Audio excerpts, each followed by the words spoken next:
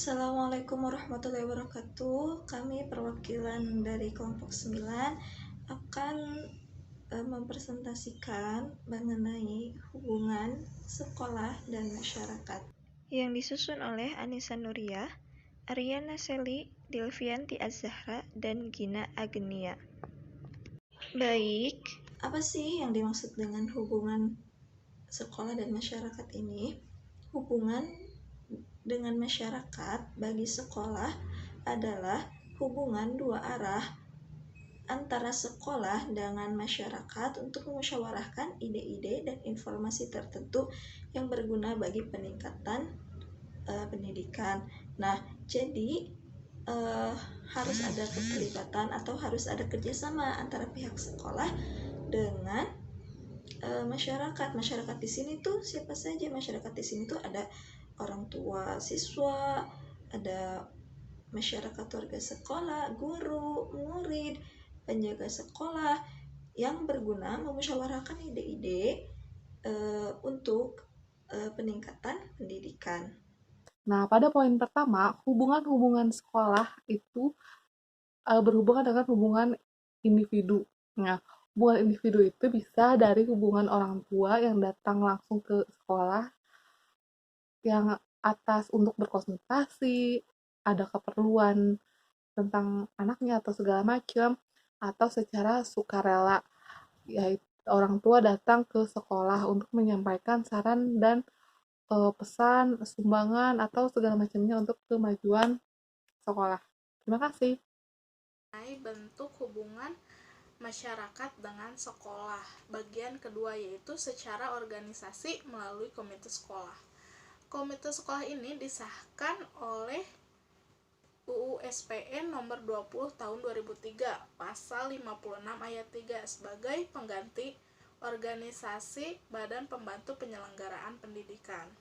Adanya komite sekolah ini akan lebih efektif bila sekolah mampu menggerakkan dan memanfaatkan potensi yang ada di kalangan orang tua siswa. Umpamanya, para dokter dimiliki kedudukan pada seksi UKS, unit kesehatan sekolah, bahkan untuk bisa mendirikan poliklinik di sekolah.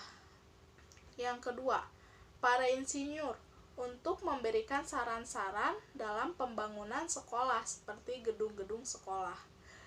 Dan yang ketiga ada para tokoh pendidikan dan anggota masyarakat lainnya dalam upaya meningkatkan mutu menjadi lebih tinggi melalui keterampilan dan perkembangan kurikulum muatan lokal yang ada. Yang keempat ada para pejabat dalam bidang keamanan, yaitu untuk meningkatkan ketahanan sekolah seperti penyuluhan terhadap bahaya narkoba dan miras. Lalu yang kelima ada para profesional, pejabat dan pengusaha lainnya yang juga akan dengan sukarela membantu sekolah demi kepentingan peserta didik yang bersekolah di sana. Yang terakhir ada para pemuka agama untuk meningkatkan iman dan takwa jajaran kesekolahan baik siswa, pendidik maupun tenaga kependidikan. Baik, terima kasih. Yang selanjutnya mengenai pelaksanaan hubungan sekolah dengan masyarakat yang dapat dilaksanakan melalui 3 tahap. Yang pertama, menganalisis masyarakat, yaitu yang berkaitan dengan sasaran masyarakat, kondisi, karakter, kebutuhan, dan keinginan masyarakat akan pendidikan, problem yang dihadapi masyarakat, serta aspek-aspek kehidupan masyarakat lainnya seperti kebiasaan, sikap religius atau fanatisme beragama dan sebagainya. Hal ini sangat penting. Menganalisis masyarakat itu sangat penting karena pemahaman yang salah tentang kondisi masyarakat akan menyebabkan program-program yang disusun dan dikembangkan oleh sekolah dalam rangka pemberdayaan masyarakat untuk pendidikan itu akan kurang tepat. Untuk menganalisis, ada beberapa cara yang dapat dilakukan. Yang pertama, warga sekolah memiliki kepekaan atau kesadaran yang tinggi tentang masyarakat lingkungannya atau orang tua murid yang menjadi warga sekolahnya. Warga sekolah sudah semestinya merasakan secara sensitif atau peka atau sadar tentang berbagai isu di tengah masyarakat, baik yang terkait dengan pendidikan atau aspek lainnya yang akan mempengaruhi kegiatan pendidikan. Sensitivitas ini harus dimiliki oleh semua warga sekolah, mulai dari kepala sekolah, guru, dan staf sekolah lainnya. Pada saat ini, banyak hal atau isu yang berkembang di masyarakat atau orang tua murid tentang pendidikan, baik yang sengaja dikembangkan oleh orang tertentu maupun yang berkembang akibat kebijakan pendidikan oleh pejabat pendidikan, termasuk kebijakan yang diambil oleh sekolah seperti tentang BOS, bantuan operasional sekolah, uang sumbangan penerimaan siswa baru, dan lain-lain. Yang kedua, mengadakan pengamatan melalui survei tentang kebiasaan, adat istiadat yang mendukung atau bahkan menghambat kemajuan pendidikan yang ada di tengah-tengah masyarakat. Untuk itu, warga sekolah harus sudah terbiasa bergaul di tengah-tengah masyarakatnya dan akrab dengan semua orang tua murid tanpa memandang strata sosial mereka.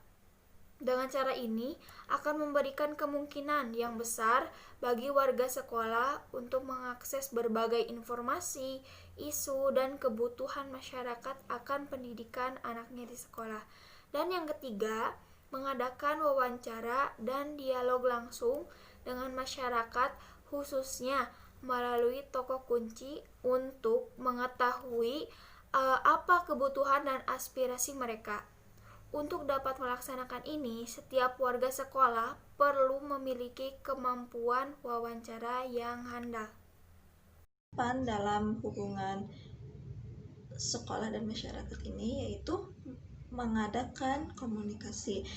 Nah, tahap kedua dalam mengadakan hubungan sekolah dengan masyarakat adalah mengadakan komunikasi ini ya.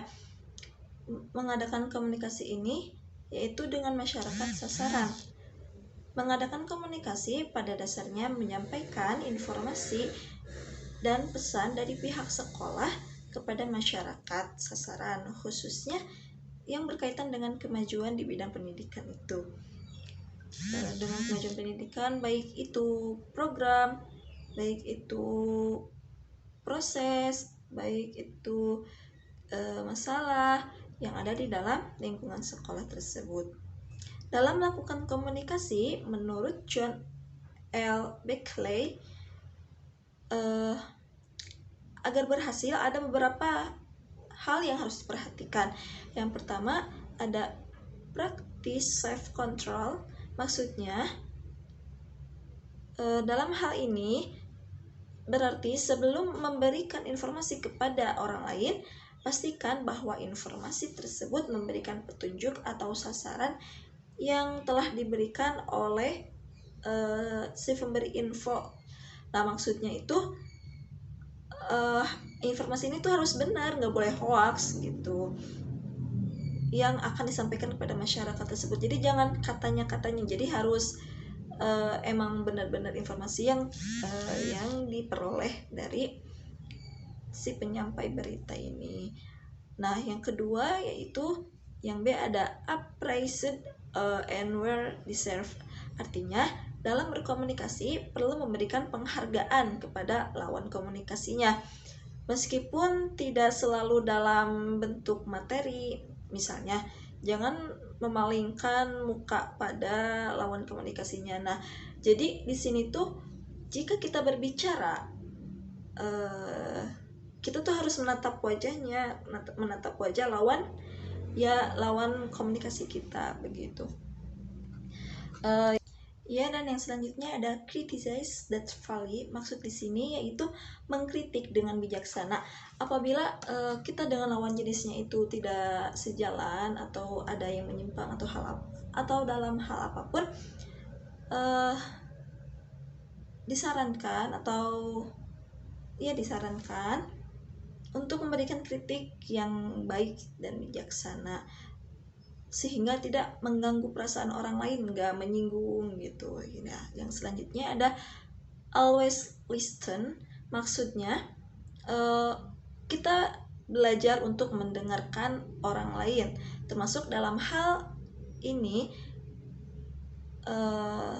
sensitif ya perasaan orang tuh dengan melihat gejala yang muncul. Misalnya jangan paksakan meneruskan pembicaraan apabila terlihat lawan komunikasi kita tuh sudah sangat bosan.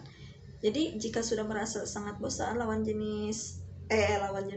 komunikasinya itu, kita harus peka tuh, udahan, mungkin yang diajak komunikasi dengan kitanya itu udah merasa bosan gitu.